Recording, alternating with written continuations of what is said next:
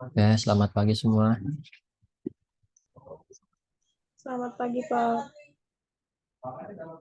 Jadi kita mulai ya. Pagi, Mulai dari Pak.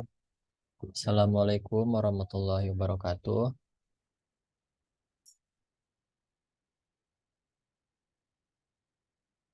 Waalaikumsalam warahmatullahi wabarakatuh, Pak. Oke, kita masuk di pertemuan kedua ya, mata kuliah Data Warehouse. Udah join Intan, Firly, Kamalia, Ngandari. Oke.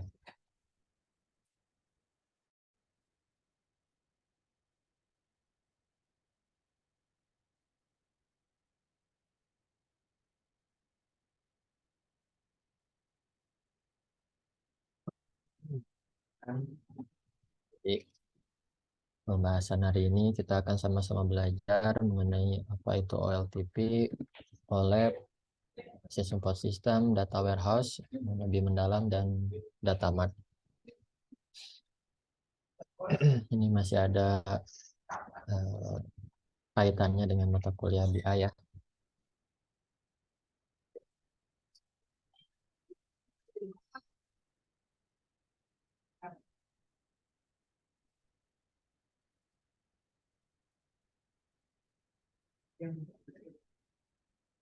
Saya sebelum masuk ke materi, saya menyampaikan pesan dari Prof. Dr. Deddy Mulyasana. Ada 2 poin dari presentasi sebelumnya. Poin yang keempat ini, tidak ada gagal bagi pekerja sukses, yang ada adalah sukses menurut rencana Allah Subhanahu wa Ta'ala, karena yang ada pada kita adalah yang terbaik menurut Allah. Artinya, yang tidak ada pada kita eh, tidak dijamin ya kebaikannya oleh Allah. Maksudnya, poin yang terakhir, jangan menangis apabila kehilangan dinding untuk bersandar, karena masih terbentang luas nanti untuk sujud. Itu poin dari pesan Prof. Dedi ya. Oke, kita masuk di materi pembelajaran. Di sini ada 5 poin. Pertama, kita akan belajar apa itu OLTP atau Online Transaction Processing. Kemudian yang kedua, Online Analytical Processing atau disingkat dengan OLAP. Yang ketiga, Decision Support System atau sistem mendukung keputusan. Yang keempat, Data Warehouse. Dan yang kelima, Data Mart.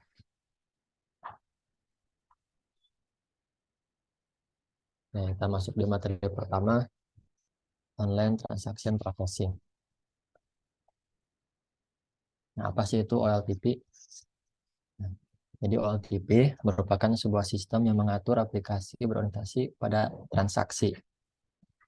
Umumnya untuk entry dan pengambilan pada transaksi online. Ya, kan, ya.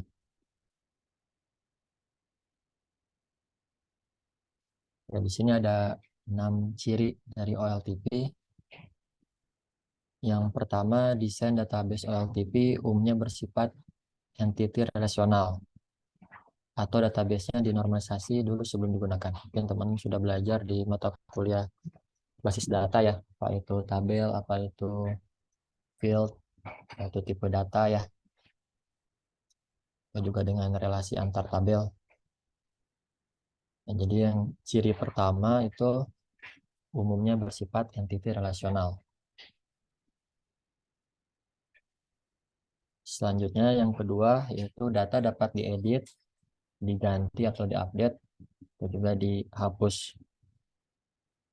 Dalam bahasa pemrograman disebut CRUD ya. Jadi datanya bisa diedit, diganti, atau dihapus. Selanjutnya, ciri yang ketiga, data berupa data transaksional yang berasal dari operasional sistem. Nanti ada contoh-contoh aplikasinya ya. Selanjutnya yang keempat, query yang digunakan berupa simple query. Atau query-nya sederhana. Misalnya hanya menampilkan di satu tabel, 2 tabel, terus juga join di 3 tabel, 4 tabel. Jarang yang antar database, meskipun bisa saja lakukan. Selanjutnya yang nomor 5, kecepatan proses sangat cepat. Karena OLTP ini berhubungan dengan transaksi di bisnisnya. Contohnya kalau di kasusnya Indomaret atau Alfamart minimarket, kan ada kasir ya. Nah, kasir itu OLTP-nya. Dan diharapkan itu sangat cepat prosesnya. Karena kalau tidak cepat bisa jadi ada antrian di pembayaran. Maka ciri yang kelima, kecepatan prosesnya cepat.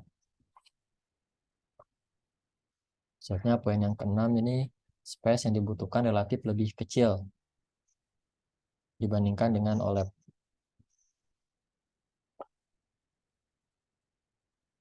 Ya, jadi itu ada 6 ciri OLTP ya.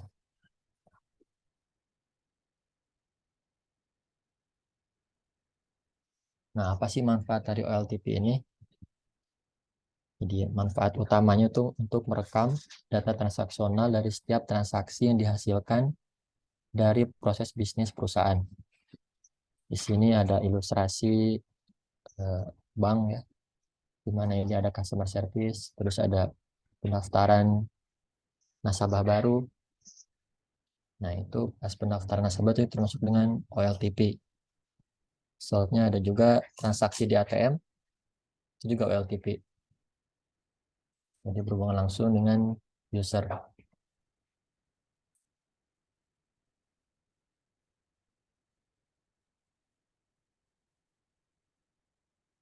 Nah, kita masuk di contoh-contoh OLTP. Yang pertama ada aplikasi pencatatan pesanan konsumen. Terus kalau paling mudah sekarang ada aplikasi GoFood atau GoMart ya. Itu kan untuk pesan konsumen di situ dicatatnya. Yang selanjutnya customer membayar lalu dikirimkan oleh driver. Tapi contoh pertamanya itu aplikasi pencatatan pesanan konsumen. Terus contoh yang kedua ini aplikasi pencatatan pembelian. Yang ketiga aplikasi pencatatan penggajian karyawan. Ya, menurut teman-teman selain tiga contoh ini, apalagi sih contoh penerapan OLTP yang biasa teman-teman dapati? Silahkan di chatting atau di unmute.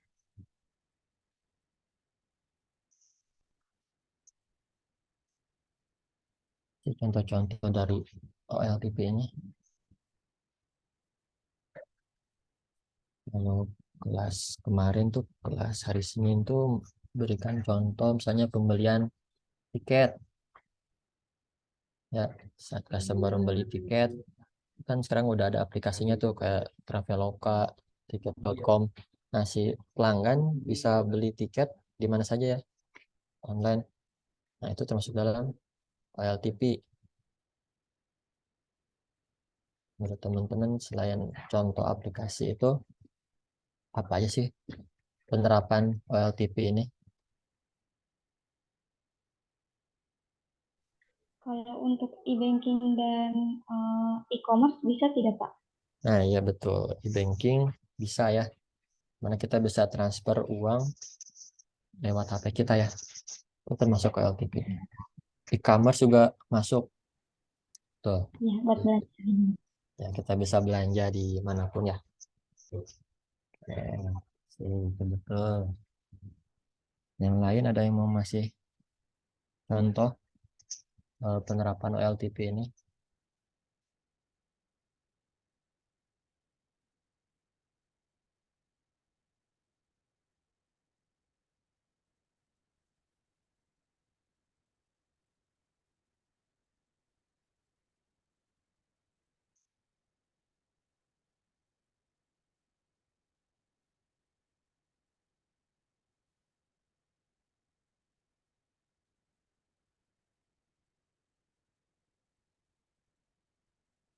Ada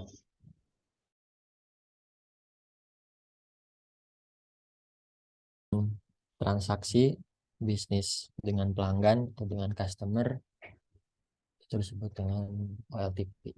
Atau di pemerintahan juga ada layanan yang langsung ke masyarakat, kayak pembuatan KTP, terus pelayanan perizinan, kayak gitu. Itu juga termasuk OLTP. di tingkat government. Ya.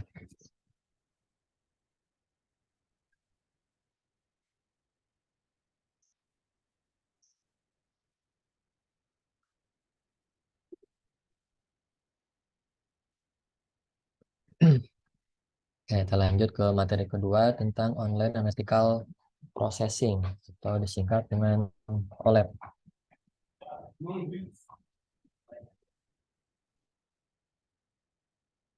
Nah, jadi OLAP adalah metode pendekatan untuk menyajikan jawaban dari proses analisis yang bersifat dimensional secara cepat.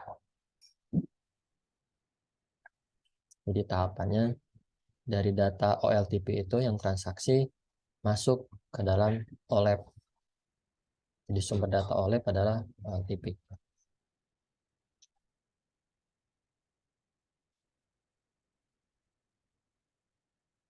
Database OLAP sangat berbeda dengan OLTP dari sisi beban kerja di mana OLAP dirancang dan difokuskan pada kecepatan pembacaan data, sedangkan OLTP pada kecepatan perekaman dan perubahan data. Umumnya database OLAP dihasilkan melalui suatu proses batch, jadi dikumpulkan menjadi beberapa kelompok dan biasanya dilakukan dalam periode tertentu, apakah tiap tengah malam, tiap dan sebagainya. Jadi data yang sudah ada di OLTP itu dikirimkan ke OLAP itu ada periode waktunya, tergantung kebutuhan bisnisnya. Bisa jadi tiap tengah malam di backup ke OLAP atau dikirimkan ke OLAP, atau juga per 3 hari, per tiap 1 minggu sekali, 1 bulan, per 3 bulan, per bulan, seperti itu. Itu tergantung dari kebutuhan bisnisnya.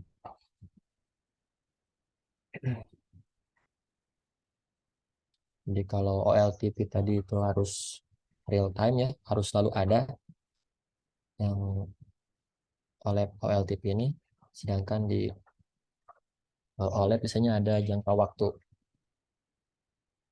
kapan data transaksi itu masuk ke OLAP, tiap tengah malam, minggu, dan sebagainya. Database OLAP biasanya juga database yang sudah diperkaya dari berbagai sumber data OLTP yang biasanya merupakan suatu data warehouse. Jadi data yang dikirimkan ke OLAP itu tidak hanya satu database OLTP. Kalau tadi misalnya pembelian barang, transaksi pembelian, itu kan satu database. Nah, ada juga nanti yang masuk ke OLAP itu misalnya database absensinya atau database human resource-nya ya, inventory-nya dan selain. Jadi di OLAP ini tidak hanya satu database, juga ada beberapa database OLTP yang dikirimkan ke OLAP.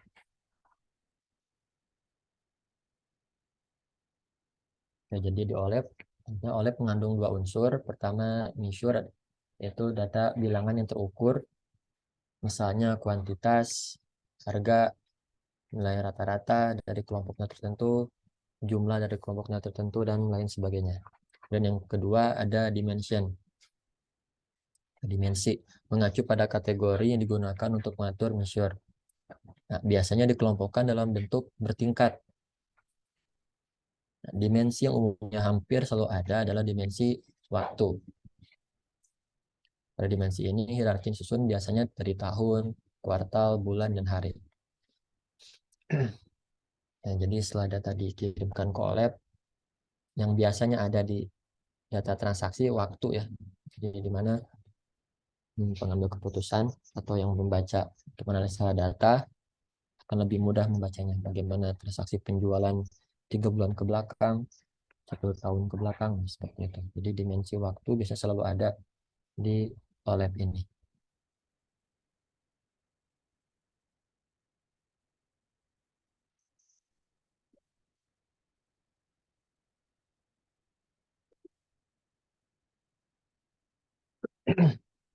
Oke, selanjutnya kita masuk di materi ketiga, yaitu tentang decision support system. Ini masih bersinggungan dengan BI juga ya.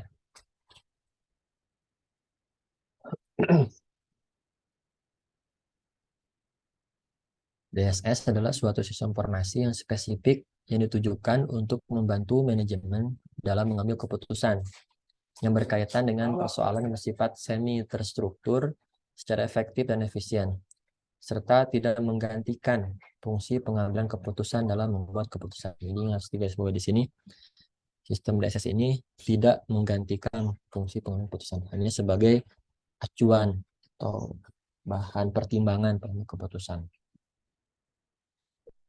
Contohnya di sini ada perekrutan di sebuah perusahaan.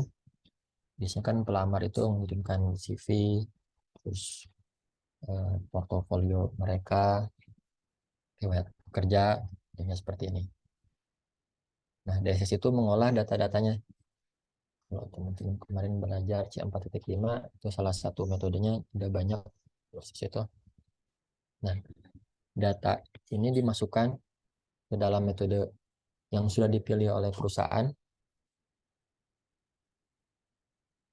Masukkan data-datanya, seperti yang bisa dihitung itu lulusan, kalau misalnya S1 berapa nilainya, SMA berapa, itu terus kesamaan jenjang, kesamaan jurusan dengan yang dilamar,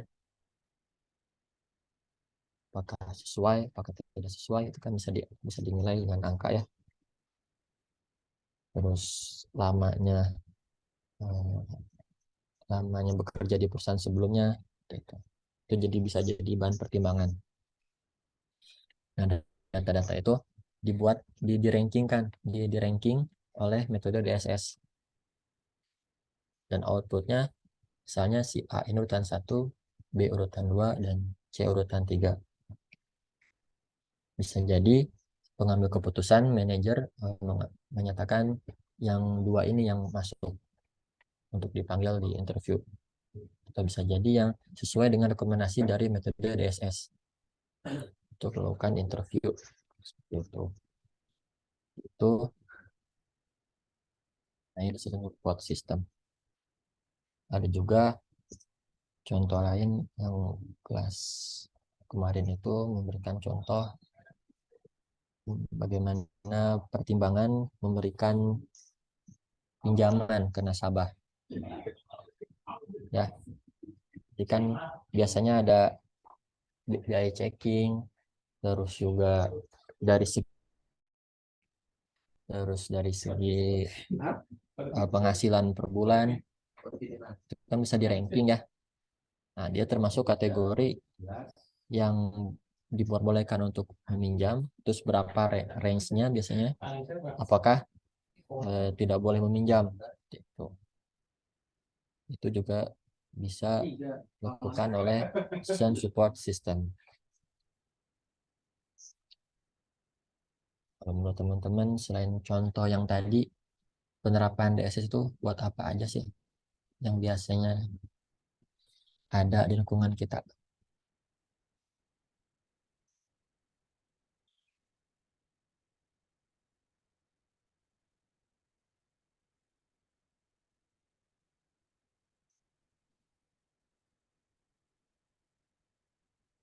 E-commerce juga udah pakai DSS ya untuk merekomendasikan produk yang menurut mereka cocoknya dengan pencarian kita atau sejenis nih dengan produk yang kita cari. Itu juga termasuk sistem support system di mana kita sebagai pengambil keputusannya. Nah, contoh yang lain coba teman-teman mau ngasih tambahan nggak? Contoh yang lain juga udah bisa Pak di dunia penerbangan. Sekarang kan eh, semua apa kalau mau pemesanan tiket kita bisa mereka bisa menyesuaikan apa yang kita mau. Itu juga bisa kan ya Pak? Iya, bisa. Nampilin ini ya, daftar Iya Pak. dan Eh, penerbangan. Penerbangan sama eh, kayak buat fasilitas-fasilitasnya yang sesuai sama kita kan kadang mereka udah tahu tuh. Oh ya, bisa juga termasuk rekomendasi. Dimana Ya. kan nanti dibalik lagi ke kita kan, apakah kita mau ngambil rekomendasi yang diberikan ataukah tidak. Ya, betul itu termasuk.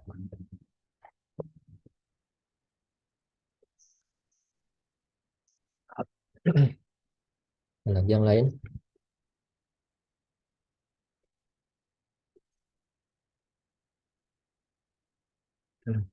Dan lagi contohnya itu yang kemarin memberikan contoh kayak prediksi gitu. Itu prediksi kemenangan suatu klub. Monitor itu ngambil dari data-data sebelumnya, kayak pertandingan sebelumnya antara klub A dan klub B di markas A, apakah menang atau tidak, gitu. Itu juga termasuk keputusan.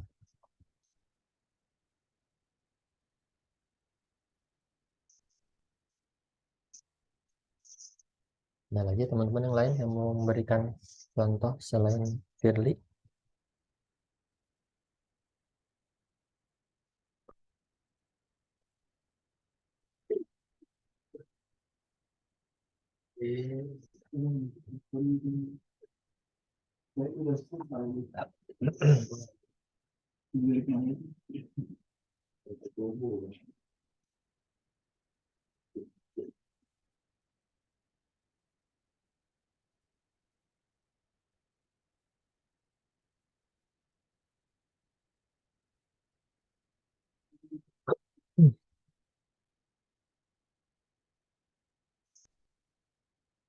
Dari Google juga kalau kita searching mengenai hotel gitu, hotel di lokasi A, Google juga nanti memberikan rekomendasi itu lokasi-lokasi yang dekat atau lokasi yang sama yang kita searching menggunakan Google AdSense misalnya. Oke. Ada yang mau ditanyakan sampai sini sebelum kita masuk ke materi data warehouse?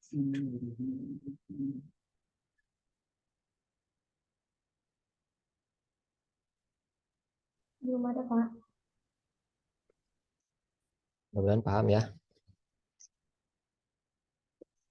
Kita masuk ke materi keempat mengenai data warehouse. Kita akan lebih mendalam di materi ini. Nah, kita review di pertemuan sebelumnya. Data warehouse adalah kumpulan informasi logis yang dikumpulkan dari database operasional atau OLTP, digunakan untuk membuat BI yang mendukung aktivitas analisis bisnis dan tugas pengambilan keputusan. Data warehouse suatu sistem komputer untuk mengarsipkan dan menganalisis data historis suatu organisasi seperti data penjualan, gaji, dan informasi lain dari operasi harian. Kita tahu ada 4 karakter ya dari data warehouse. Pertama, dia berorientasi kepada subjek oriented. Dan yang kedua, data yang dimiliki itu terintegrasi, integrated ya. Terus yang ketiga, data yang disimpan itu bersifat tetap atau non-volatile. Dan yang keempat itu dibuat dalam rentang waktu tertentu atau time variant.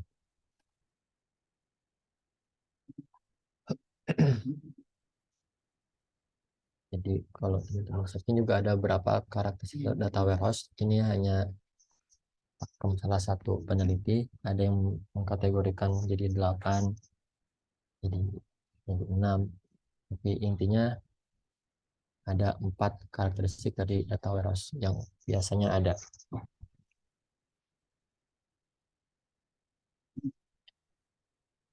Terus apa sih perbedaan antara database transaksional dan database dan data warehouse? Yang pertama dari segi tujuan. Nah, tujuan dari OLTP atau transaksional database itu untuk transaksi di bisnisnya. Kalau tadi retail, berarti transaksi di kasirnya tujuannya. Nah, sedangkan di data warehouse itu untuk menganalisanya. Jadi transaksi yang ada di kasir itu dianalisa menggunakan data warehouse. Nah, kenapa sih nggak langsung aja di transaksionalnya, di analisanya? Bisa saja, cuman biasanya kalau adanya di transaksional itu masih ada data yang diedit dan dihapus. Nah, itu kan menjadi inkonsistensi ya. Akan sulit untuk menganalisanya. Selanjutnya, metode pemrosesannya juga berbeda. Terus penggunaan. Jadi kalau penggunaan transaksional itu biasanya dilakukan di lapangan atau yang berhubungan dengan pelanggan, customer, biasanya staf lapangan langsung. Nah, kalau penggunaan data warehouse biasanya lebih tinggi dibanding staffnya. Yang mana biasanya apakah manajernya, eksekutifnya juga bisa menggunakan data warehouse. Selanjutnya ketersediaan. Ketersediaan. Nah, ketersediaan dari transaksional database LTP itu harus selalu tersedia ya. Itu tadi kita bahas. Karena kalau ada gangguan dari transaksional itu akan mengganggu jalannya bisnis mereka. Nah, sedangkan di data warehouse itu tergantung dari bisnisnya. Apakah ketersediaan data yang baru itu terkirim setiap malam atau per 1 minggu, per 2 minggu, per 1 bulan, 3 bulan. Itu perbedaannya ya, bukan ketersediaan datanya. Soalnya dari segi orientasi kita udah pernah bahas ya sebelumnya. Dan dari sisi penyimpanan, LTP-nya lebih kecil karena dia hanya menampung transaksi, satu bisnis transaksi biasanya. Sedangkan data warehouse itu menampung beberapa database transaksional. Dan dari segi tipe data bisa jadi sama, atau bisa jadi beda juga dengan transaksional. Yang pernah kita bahas sebelumnya ada namanya penyamaan tipe data. Terus tipe query juga, kalau tadi yang OLTP itu simple query, kalau Tawares itu lebih rumit karena menyambungkan dari beberapa database. Kemudian yang terakhir adalah ringkasan data. Jadi itu ada 9 perbedaan antara database dan data warehouse. Jadi data warehouse ini sebenarnya udah lama ya, hampir dari kalau kita kembali ke pertemuan sebelumnya itu tahun 1980 1988, itu hampir sejaman sama database. Nah, kenapa sih si data warehouse ini kurang populer dibanding dengan database transaksional? Yang pertama karena penggunaannya. Kalau transaksional kan hampir semua bisnis, semua lini menggunakan transaksional. Sedangkan untuk menganalisa datanya hanya perusahaan-perusahaan besar biasanya.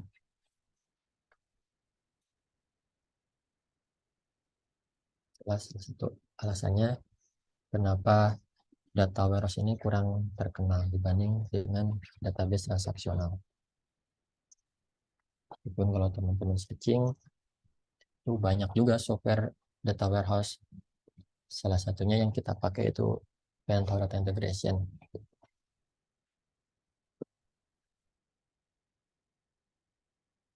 Kita searching ya.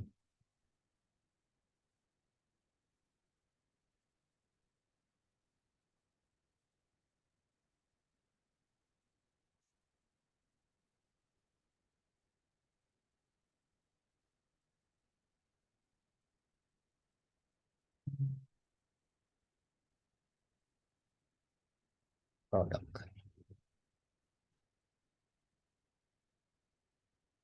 Nah, jadi Microsoft juga sudah mengeluarkan dari dulu kan. Oracle juga punya, saya lupa apa namanya.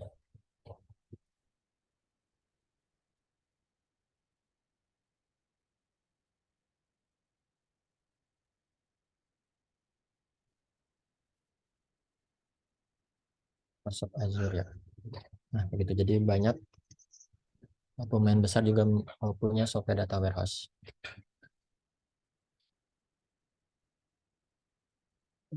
Ya, jadi itu 9 perbedaan antara database nasional dan data warehouse.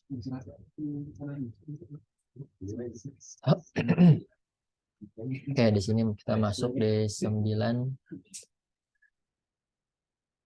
tahap untuk mendesain data warehouse menurut Kimball dan Ross tahun 2010. Ini beberapa peneliti yang memberikan sarannya untuk membuat data warehouse. Salah satunya Kimball dan Ross. Yang pertama, choose the process. Dan yang kedua, choose the grain. Dan ketiga, identify and confirm the dimension. Yang keempat, choose the fact. Yang kelima, store pre-calculation in the fact table. Yang keenam, round out the dimension table dan sebagainya. Jadi ada 9. Kita akan coba bahas satu persatu metodenya.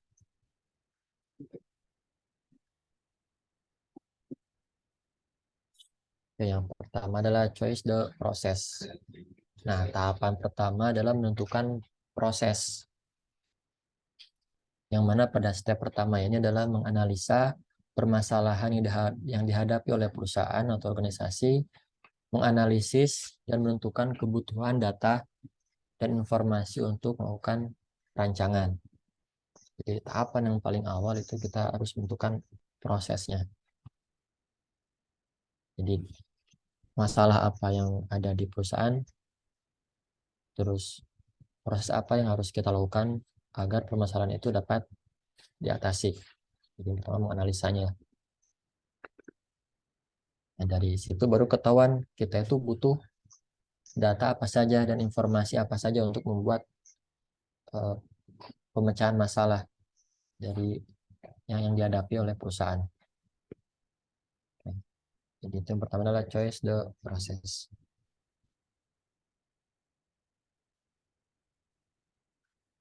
Selanjutnya tahap yang kedua adalah choosing the grain. Jadi pada tahap kedua ini adalah menentukan grain, yaitu menentukan secara pasti apa yang diwakili atau direpresentasikan oleh sebuah tabel fakta. Jadi grain merupakan data dari calon fakta yang dapat dianalisis, yang berarti menentukan hal yang akan disajikan oleh setiap baris di dalam tabel fakta. Contoh penentuan grain dari hasil tugas review. Pertamanya adalah jumlah mahasiswa baru. Nah, maka yang dapat dilihat adalah dari nomor pokok mahasiswa, tahun akademik, dan program studinya. Yang kedua, jumlah status mahasiswa. Dilihat berdasarkan nomor pokok mahasiswa, tahun akademik, semester, dan status. Status ini ada 3 berarti ya. Statusnya aktif, cuti, atau dropout. Nah, dari 3 ini maka bisa tentukan jumlah status mahasiswa. Terus yang ketiga, jumlah mahasiswa lulusan dilihat berdasarkan ada nomor pokok mahasiswa, tahun akademiknya, program studi, lama studi, dan IPK-nya berapa. IPK tadinya berapa. Itu choose the grain tahapan kedua.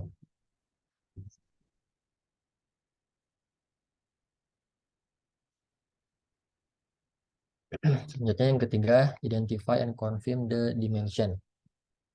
Langkah ketiga yaitu mengidentifikasi dimensi yang berhubungan dengan tabel fakta. Yang dari hasil identifikasi maka ditentukan dimensi yang terlibat. Contohnya tadi kita menentukan mahasiswa baru, ya tujuannya. Nah, maka dimensi yang terlibat adalah mahasiswa, program studi, dan tahun akademik.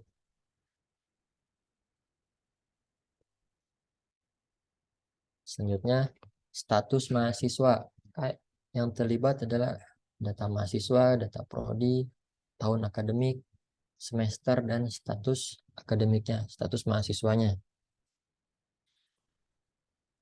Yang ketiga, untuk mengidentifikasi lulusan, maka yang terlibat adalah data mahasiswa, data prodi, tahun akademik, IPK-nya, dan lama studi.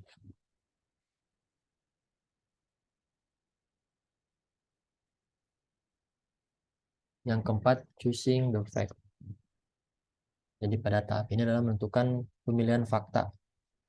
Di fakta-fakta diidentifikasi harus sesuai dengan grain yang sudah ya. Masing-masing fakta memiliki data yang dapat dihitung dan nantinya dapat ditampilkan dalam bentuk laporan grafik atau desain. Ya. Nah, untuk apa dibentuk dalam graf dan diagram? Jadi kalau orang itu atasan misalnya lebih menangkap data yang disajikan dalam bentuk gambar ya dibandingkan kita memberikan dalam bentuk report, laporan Excel. Oke, keempat ini memilih fakta.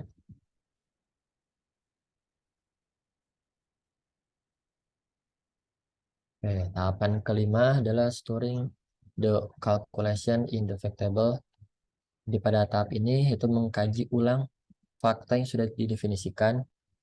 Tujuannya adalah untuk mengetahui apakah terdapat fakta baru merupakan pre-calculation fact sebagai hasil turunan dari field pada tabel fakta yang terdapat sebelumnya. Contoh hasil turunan. Ini jumlah dari mahasiswa dalam setiap proses di fakta mahasiswa baru. Ya.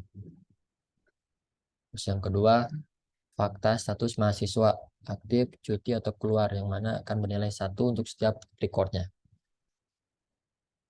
Jadi mahasiswa hanya punya satu status, apakah dia aktif, cuti, atau drop out, keluar.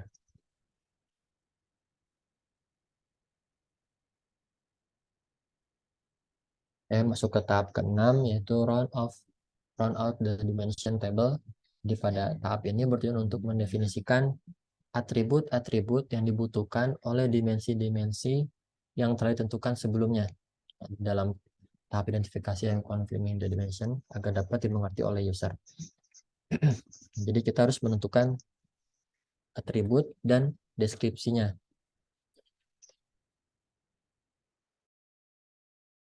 Di dosen, ini merupakan key yang dihasilkan sistem secara auto increment. Mungkin teman-teman belajar juga ya di data, basis data, di mana ada key. Nah, salah satunya auto increment. Auto increment itu kalau kita masukkan record pertama itu record 1, maka data kedua tanpa perlu kita masukkan key, dia sudah punya ID yang kedua, 3, keempat. Jadi dia akan increment tambah 1, tambah 1, tambah 1. Itu. Kemudian contoh kedua ada dosen merupakan primary key dari database sumber yang menyatakan kode dosen. Terus ada nama dosen, pendidikan terakhir, nah, terus ada atribut JJA. Nah, kalau kita tidak mendefinisikan apa itu JJA, pasti orang yang mau baca apa sih itu JJA, jadi akan banyak miss. Nah, makanya kita harus mendeskripsikan. JJA itu adalah jenjang jabatan akademik dosen. Ada 4 di sini, ada asisten ahli, lektor, lektor kepala, dan guru besar. Oke, jadi yang keenam itu mendefinisikan atribut-atribut yang dibutuhkan ya. Round of the dimension table.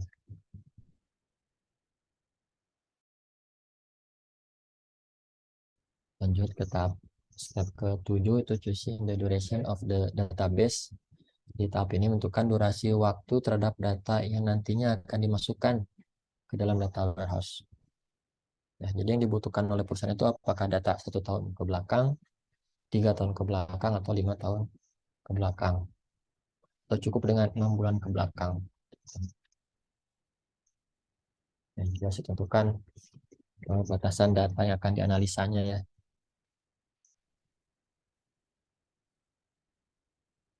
Jadi itu yang ketujuh adalah choosing the duration of database.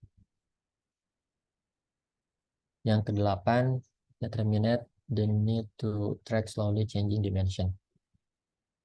Jadi tahap track slowly changing dimension ini bertujuan untuk menentukan reaksi atau respon jika terjadi perubahan nilai pada setiap record di dalam tabel dimensi. Yang di sini ada tiga tipe.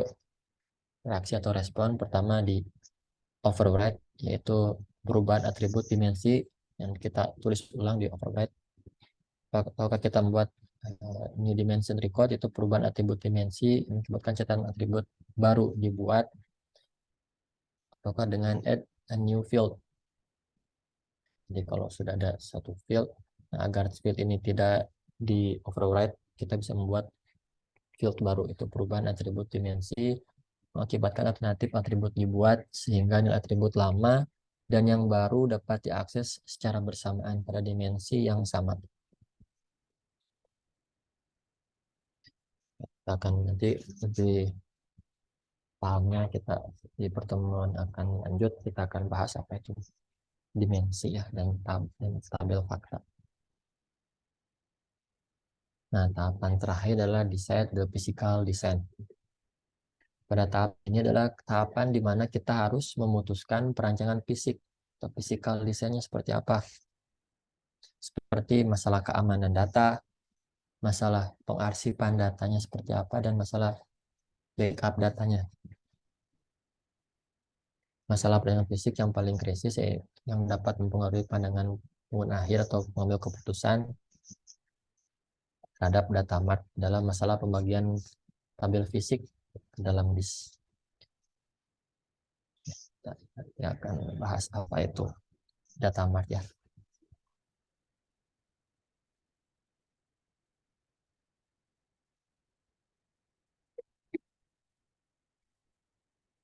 Jadi itu ada 9 tahapan ya, menurut Kimball dan Ross.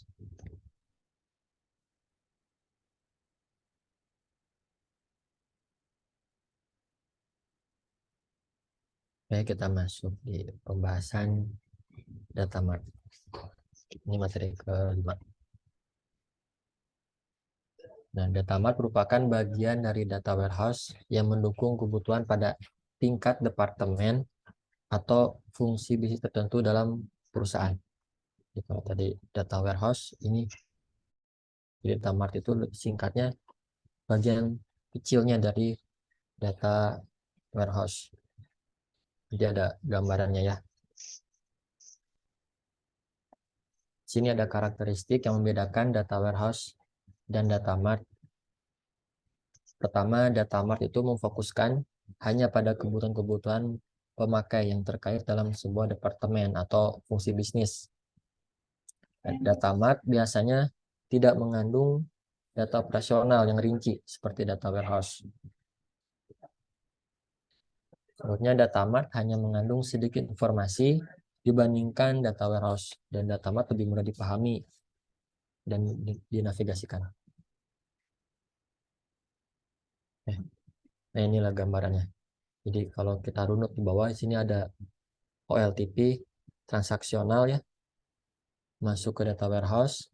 Nah, di data warehouse ini membagi menjadi data mart atau bagian kecilnya, tergantung dari kebutuhan bisnisnya. Ada departemen penjualan, departemen produksi, nah, seperti itu, agar lebih mudah dibaca, dianalisa.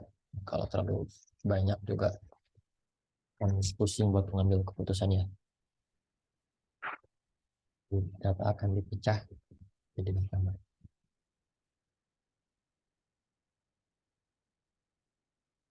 Selanjutnya, kategori data mart yang didasarkan pada sumber datanya ada 3 kategori. Yang pertama itu dependent data mart, yang kedua independent data mart, yang ketiga hybrid. Kita akan lihat contoh gambarnya. Nah, sini ada dependent data mart. Ini yang standar atau yang lazim dilakukan. Jadi setelah transaksional OLTP di sini masuk ke data warehouse, lalu bacanya ke data mart. Nah, ini yang lazim lakukan. Terus juga independent data mart. Jadi dari transaksional dia langsung masuk ke data mart. Cuman ini ada plusnya, ada negatifnya. Nah, positifnya apa sih? Jadi positifnya si data mart ini akan real time karena datanya langsung dari transaksional. Cuma negatifnya datanya jadi tidak stabil ya, jadi inkonsistensi karena datanya bisa dihapus dan diedit di transaksional ini. Ya, jadi itu yang kedua adalah independent data mart. Soalnya yang ketiga ada hybrid data mart. Jadi setelah data mart masuk ke data warehouse menjadi data mart, nah, dan ini bisa diperkaya atau ditambah datanya dengan yang ada di transaksional. Jadi tidak hanya mengambil dari data warehouse, juga mengambil data dari data mart. Jadi itu ada tiga kategori. Pertama dependent data mart, independent data mart, dan hybrid data mart.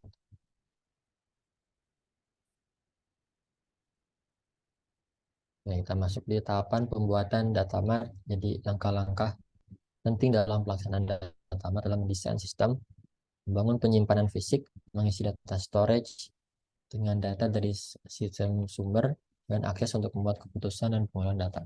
Nah, langkah-langkahnya pertama mendesain, kedua membangun, yang ketiga mengisi, yang keempat mengaksesnya, dan kelima mengelola.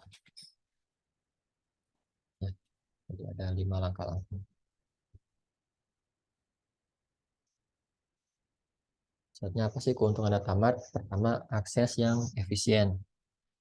Alternatif dari data warehouse yang murah, meningkatkan kinerja data warehouse, dan pemeliharaan datanya sederhana, pengaturan sederhana, kemudian analisis dan entry yang lebih mudah. Tuh. Terus terakhir, pasti jadi perbedaan antara data warehouse dan data mart. Nah, kalau data warehouse adalah gudang informasi yang dikumpulkan dari berbagai organisasi atau departemen dalam perusahaan, sedangkan data mart adalah subtipe dari data warehouse. Dan data mart adalah arsitektur untuk memenuhi kebutuhan kelompok-kelompok dalam jumlah kecil. Sebabnya data mart hanya memegang satu kumpulan data.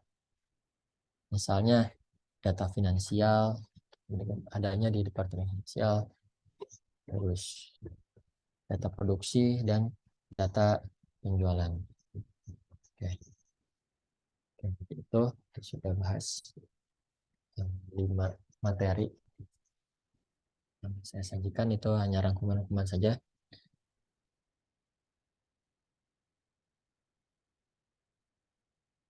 Ada yang mau ditanyakan sampai sini? Banyak ya pembahasan kita hari ini.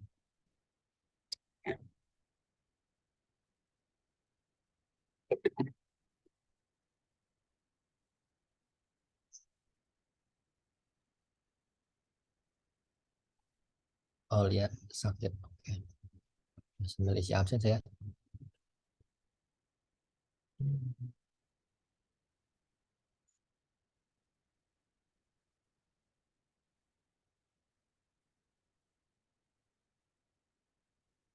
Silakan kalau ada yang bertanyakan. Belum ada, Pak.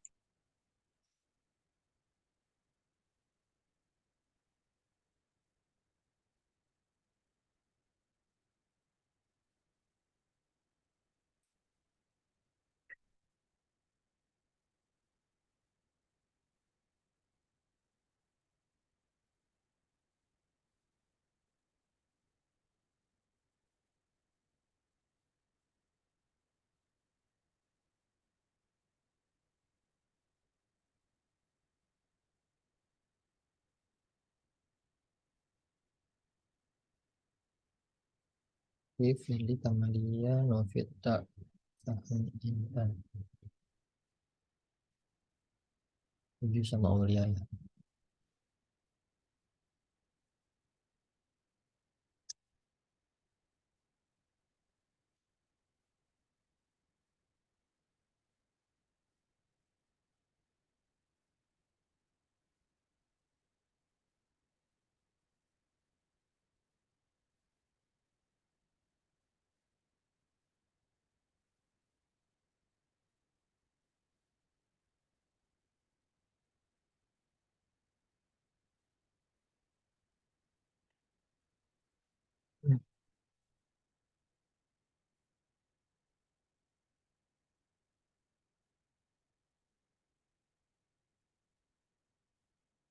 Ya, berarti ini yang paling jauh Fahmi ya. Fahmi ada di Jogja ya. Yang lain kan ada di Tangsel.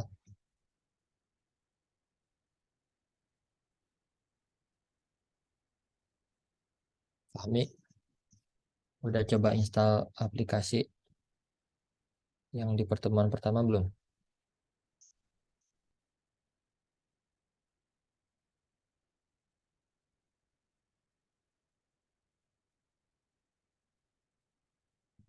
Nih,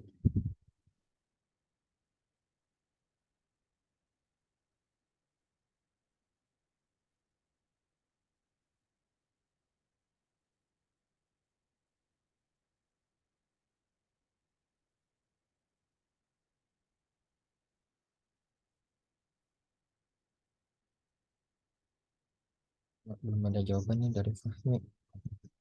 Kan kalau Firly, kalau ya Intan bisa langsung praktek ya di kampus.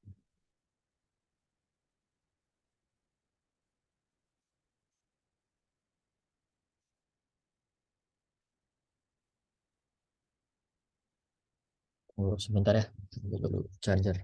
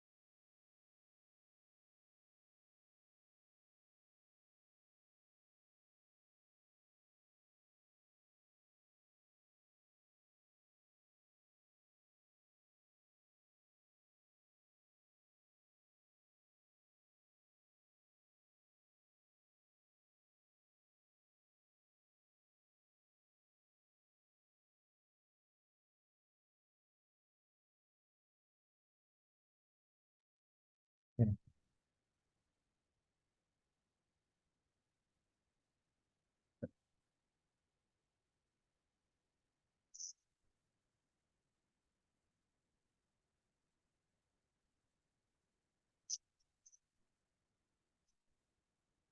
Nah, untuk bahan praktek saya sudah ada di e-learning ya. Itu pengulangan dari mata kuliah BI. Dan masih pakai Pentaho.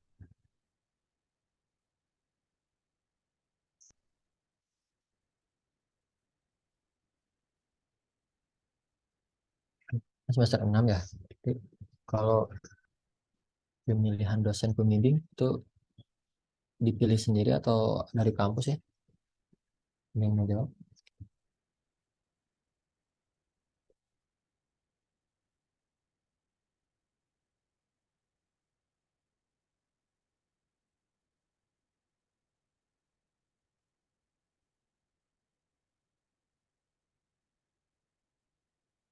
Firly atau Kamalia?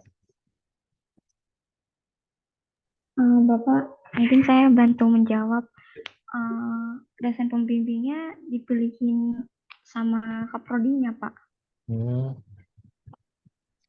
berarti udah ditentuin ya nama-nama dosennya. Iya, Pak, ditentuin sama kaprodinya. Soalnya kemarin ada yang WA saya langsung dari TI. Ternyata udah dibagi-bagi ya. Terus outputnya apa dari KKP? Ya, laporan atau apa?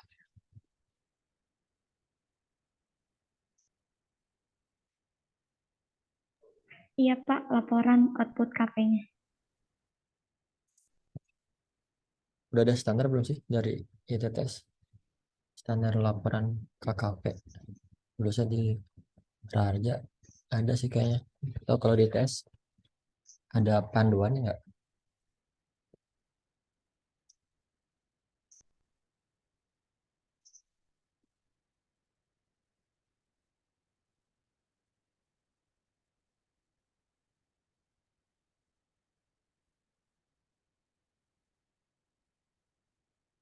Firly atau Amalia atau yang lain?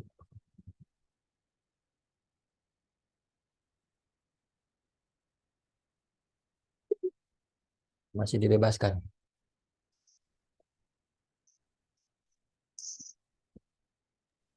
Iya Pak, masih bebasin sih. Sampai saat ini belum ada ketentuannya gitu. Belum ada standar bakunya ya. Oke. Iya, betul. Yang angkatan pertama percobaan. Iya.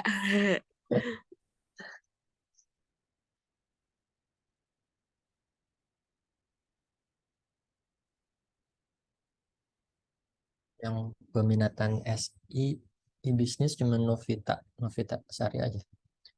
Yang Iya lainnya Pak, saya aja. Saya juga doang sendiri. kayaknya masuk di manajemen sistem informasi.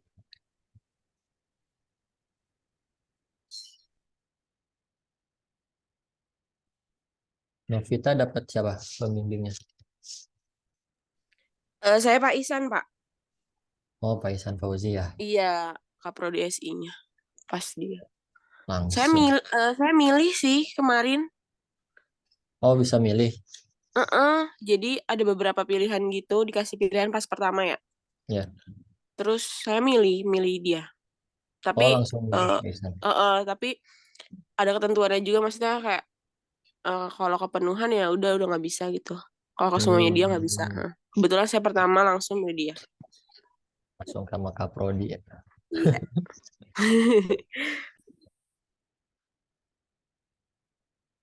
Saya bingung sih, soalnya saya masih baru pertama membimbing. Kalau dulu ada standar-standarnya tuh di Raja. Kalau di teras mungkin masih bebas sih. Iya Pak. Emang biasanya ada standarnya Pak? Ada standar kayak ketentuan minimal bimbingan, terus kita harus bawa tuh kayak laporan apa bukti kalau kita udah pernah bimbingan, catatannya apa aja, terus standar penulisan di KKP. Oke, gitu sih. Oh iya iya. Iya.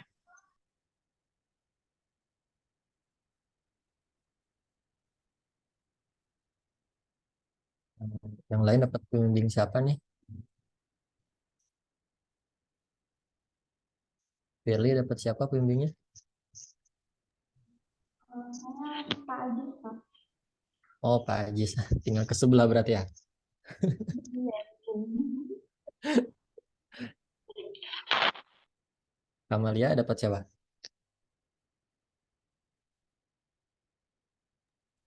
Kalau saya sama Pak Ihsan, Pak. Oh, Pak Ihsan. Sama kayak Novita berarti ya.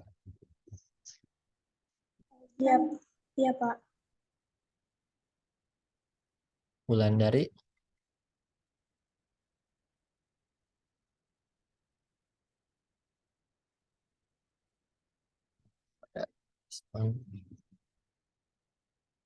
Fahmi. Udah dapat pembimbing belum Fahmi?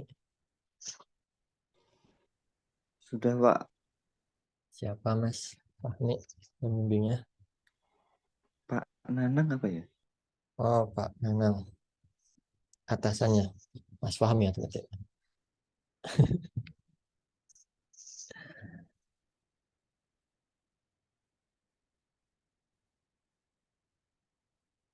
Intan. Dapat siapa Intan? Saya dapat. Saya milih Pak Isan, Pak. Oh, Faisan.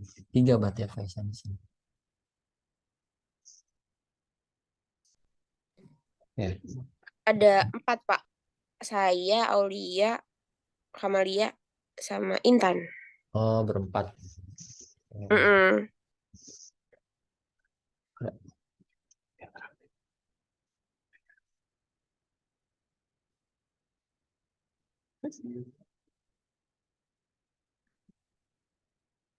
Dari SI semuanya 4 Pak Isan ya.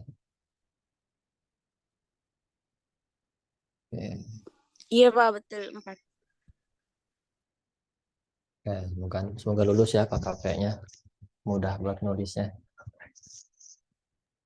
Amin Pak. Dicicil ya nulisnya dikit-dikit. Meskipun biasanya kalau menit akhir lebih cepat nulis. Usahakan nyicil ya nulisnya.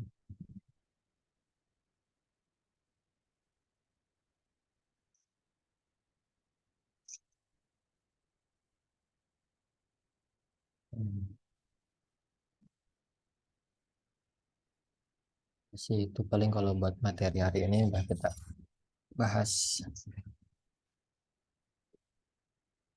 LTP, OLED, DSS atau warehouse dan kami.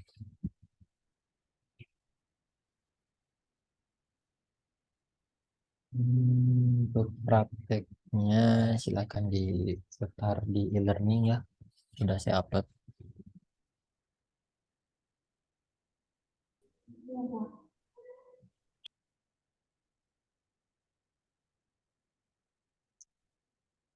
Fahmi nih nggak ada respon. Fahmi udah install belum Fahmi?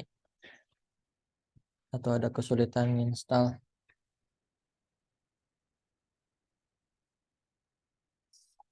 Kan di chat atau di unmute. Soalnya saya bingung kalau nggak ada suara atau nggak ada chatting dari Fahmi. Apakah Fahmi bisa atau enggak? Ini saya bukan ramal ya. Bisa bisa ngecek kalau Fahmi bisa, Fahmi nggak bisa. Jadi saya harus tahu nih callback dari Fahmi bisa atau enggak. Tuh. Ya.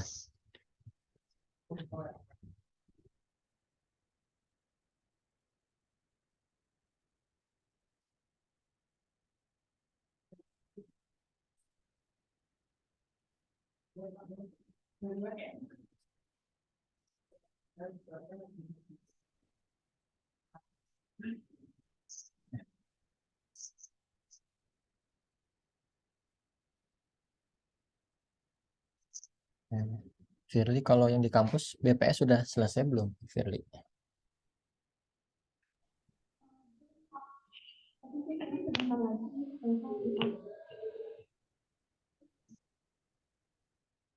Gimana?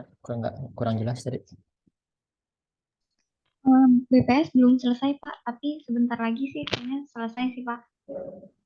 2 hari lagi, seminggu lagi ya? Atau berapa hari? Hari Kamis Pak. Oh, kami sekarang terakhir berarti ya? Iya, hari Kamis terakhir. Saya dengarnya gitu sih, hari Kamis terakhir. Sekarang jadi pada terakhir nge-pushnya. Oke.